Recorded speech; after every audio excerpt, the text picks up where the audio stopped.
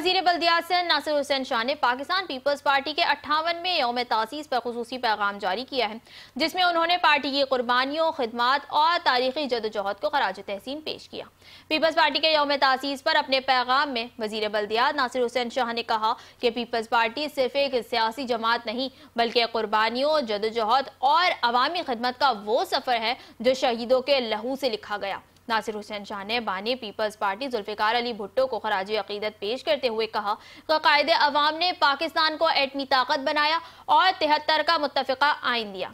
ये कारनामे तारीख में हमेशा जिंदा रहेंगे। उन्होंने शहीद मोहतरमा बेनज़ीर भुट्टो की कुर्बानियों को भी ज़बरदस्त खराज तहसीन पेश किया और कहा कि बीबी शहीद ने जमहूरियत और पाकिस्तानी ख़वातीन के लिए नई राहें मुतय्यन की, जबकि मुल्क को मिसाइल टेक्नोलॉजी का तोहफा दिया।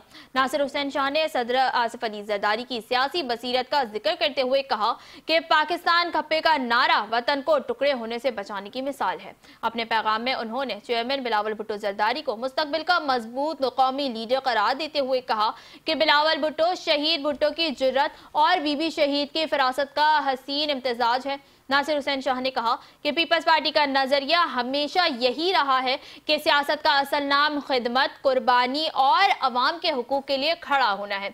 यौम तासीस हमें याद दिलाता है कि ये जमात शहीदों की सोच, अवाम की मोहब्बत और मुसलसल जदोजहद से बनी है।